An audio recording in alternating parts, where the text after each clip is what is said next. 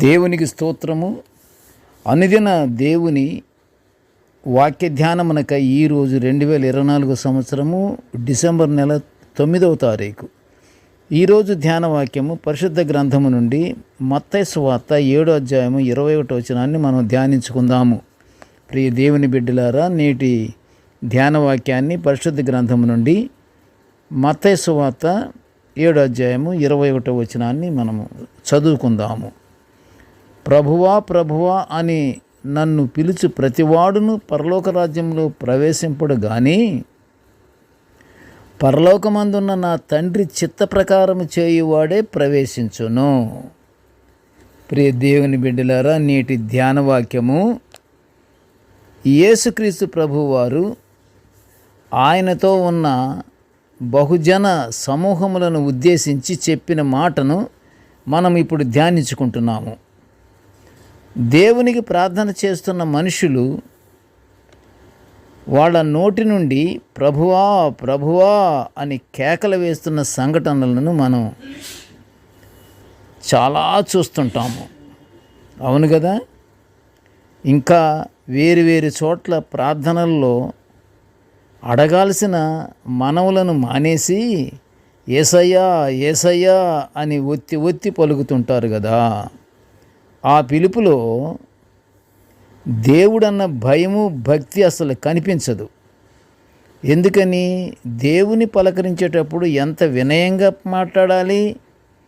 యేసయ్యా యేసయ్యా అనే మాటలో వినయం కనిపించదు. పైకి మాత్రం మాట్లాడుతుంటారు. దేవుని మనసుకు ఇష్టంగా మనం జీవించాలని దేవుడు మాత్రం కోరుకుంటున్నాడు. అలా కాకుండా దేవుని కోరికకు భిన్నంగా జీవిస్తూ మన కోరికలను నెరవేర్చుకుంటానికి దిక్కులు పెక్కటిల్లేలా అరిచినా దేవుడు మన ప్రార్థన వినడు. మన జీవితం మనుగడ దేవుని చిత్త ప్రకారం లేనందువలన మీరు బహుగా ప్రార్థన చేసినను నేను వినను అని యెషయా ప్రవక్త ద్వారా 1వ అధ్యాయము 15వ వచనములో మనకు దేవుడు వినిపించుట మాటలు మనం చూస్తున్నాము. ఇంకను చెప్పాలంటే మన తోటి ప్రజలకు మన చేతనైన సహాయము మనము చేయాలని దేవుడు కోరుకుంటున్నాడు. అంటే ఒకరికొకరు అన్యోన్యంగా ఆనందంగా ఉండమని దేవుని కోరిక. మీ ప్రవక్త ద్వారా మీకా ప్రవక్త ద్వారా 6వ అధ్యాయం 8లో ఏమంటున్నాడు? మనుష్యుడా, ఏది ఉత్తమమో అది నీకు తెలియజేయడమైనది. న్యాయముగా నడుచుకొనుటయు, కనికరాన్ని ప్రేమించుటయు, దీన మనసు కలిగి నీ దేవుని ఎదుట ప్రవర్తించుటయు ఇంతే కదా యెహోవా నిన్ను అడుగుచున్నాడు అని అంటున్నాడు. మీకా ప్రవక్త ద్వారా పలికించిన ఈ మాటలు 5 అంశాలు. ఏది ఉత్తమమో అది నీకు తెలియజేయబడింది. నాకు తెలియదు అనటానికి లేదు. ఏది ఉత్తమమో, ఏది మంచిదో, ఏది చెడ్డదో అది నీకు తెలియజేయడమైనది. అంటే నీకు తెలిపి ఉన్నాడు నీకు దేవుడు. న్యాయముగా నడుచుకునుట, కనికరాన్ని ప్రేమించుట, దీన మనసు కలిగి నీ దేవుని ఎదుట ప్రవర్తించుట.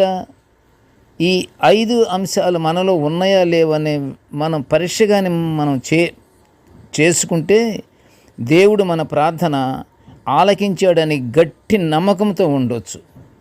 ఈ ప్రశ్నలు వేసుకుంటే సరిపోతుంది.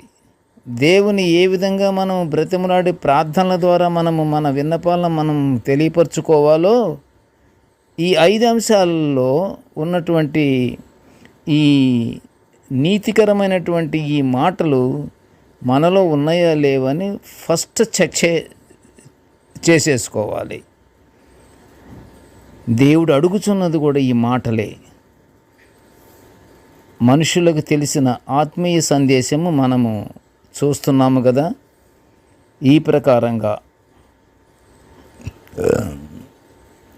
మానవునిలో దీన మనసు, తగ్గింపు గుణము, ప్రేమ కలిగి దేవుని ప్రార్థిస్తే దేవుడు తప్పక మన ప్రార్థన ఆలకిస్తాడు. అసలు మొదట మన ప్రార్థన ఆయన సన్నిధికి చేరాలి. మన ప్రార్థన ఆయన సన్నిధికి చేరాలంటే మనకి ఎలా ఉండాలి? మనం దీన మనస్సు కలిగి ఉండాలి, తగ్గింపు గుణం ఉండాలి. ఈ రెండిటికంటే ఇంకా ఎక్కువైనది ఏంటంటే ప్రేమ కలిగి ఉండాలి. ప్రేమ కానీ ఉంటే అసలు ఏ విషయంలోనూ తేడాలు రావు. అన్నీ సక్రమంగా దేవుడికి ఏ విధంగా అయితే మానవుడు ఉండవలసినటువంటి పద్ధతిలో ఉండాలో ఆ పద్ధతులన్నీ ఈ ప్రేమ కలిగినటువంటి మనసు ద్వారా అన్నీ ఏర్పడతాయి. అప్పుడు మన ప్రార్థన దేవుడు ఆలకిస్తాడు. పరిశుద్ధ గ్రంథము పూర్తిగా సారాంశమంతా ఈ లేఖన భాగమే కదా. లూకా సువార్త కూడా చూడండి ఒకసారి. ప్రియ దేవుని బిడ్డలారా, 6వ అధ్యాయం 46లో, నేను చెప్పు మాటల ప్రకారము మీరు చేయక ప్రభువా ప్రభువా అని నన్ను పిలుచుట ఎందుకు అని ప్రభువారు మనల్ని ప్రశ్నిస్తున్నాడు. అవును ప్రియ దేవుని బిడ్డలారా, ప్రభువారి మాటలను విని పాటించి దేవుని ఆశీర్వాదాలు పొందుకుంటానికి మనకు ఇచ్చిన ఈ గొప్ప అవకాశాన్ని, జీవముతో ఉన్నది ఏమిటంటే గొప్ప అవకాశము దేవుడు మనకు అనుగ్రహించాడు. ఈ యొక్క జీవం ఉండగా, జీవం ఉన్నప్పుడే మనం ఎలా ఉండాలి? అన్యోన్యత, సహకారాలు కలిగి ఉండాలి.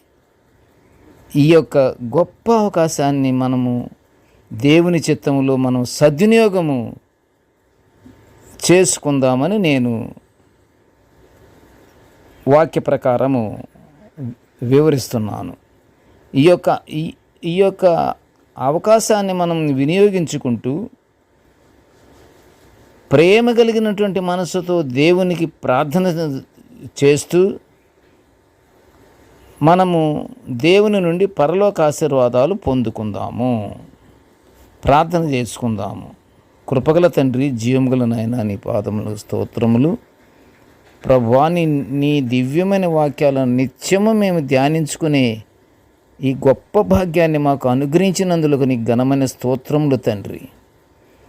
ఈ వాక్య ధ్యానముల ప్రకారంగా దేవా మేము జీవించే భాగ్యాన్ని మాకు అనుగ్రహించు నాన్న తండ్రి. మేము సాతానుడి యొక్క క్రియలలో మేము పడిపోకుండా ప్రభువా, నీ యొక్క పరిశుద్ధాత్ముని యొక్క ప్రేమ కలిగినటువంటి ఆయన చిత్తములో దేవా మేము క్షేమముగాను, నీ యందు భయభక్తులు కలిగిన వాళ్ళముగాను, మేము వినయముగాను, లోకములో ఉన్నటువంటి మేమందరము ఒకరికొకరము ఆనందముగా మేము జీవించుచు నీ పరలోక ఆశీర్వాదాల కొరకు ఎదురు చూస్తూ ఉన్నాము తండ్రి. మమ్మల్ని దీవించి ఆశీర్వదించు నాయన. ఆమెన్. దేవుడు మనల్ని అందరినీ బహుగా దీవించుగాక. ఆమెన్. ఆమెన్.